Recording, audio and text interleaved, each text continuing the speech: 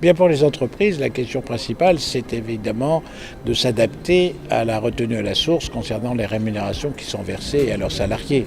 Ce n'est pas directement la loi de finances pour 2019 qui est en cause, mais c'est les conséquences des lois de finances précédentes. Et dans les quelques mois qui viennent, la difficulté, c'est d'abord de s'adapter à cela.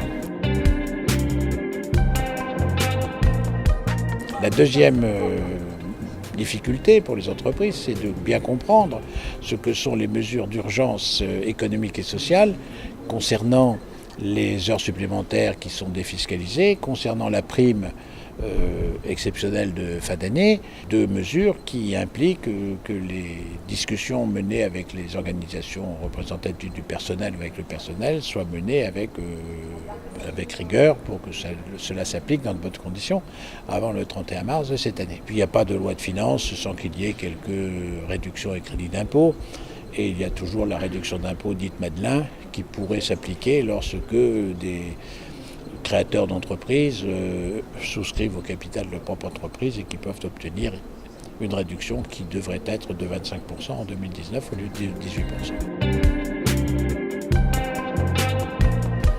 Aujourd'hui, lorsqu'on exerçait une option pour l'impôt sur les sociétés, elle était irrévocable, donc on ne revenait jamais au régime de l'impôt sur le revenu. Désormais, dans un délai maximum de 5 ans, on pourra revenir à l'impôt sur le revenu, donc il faudra tirer les conséquences de ces retours et de ne pas faire d'erreur pour avoir des impositions dans le retour qui seraient en fait pénalisantes pour ces choix fiscaux. Mais ce n'est pas non plus quelque chose qui révolutionne la fiscalité. En matière de transmission d'entreprise, le pacte Dutreil a été quelque peu assoupli. On peut aujourd'hui transmettre gratuitement par donation-succession une entreprise dans des conditions un peu plus favorables que par le passé, moins contraignantes.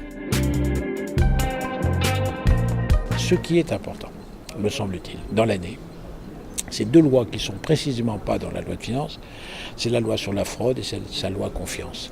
Dans la loi confiance, on donne plus de possibilités aux contribuables de bénéficier de rectifications lorsqu'ils sont de bonne foi.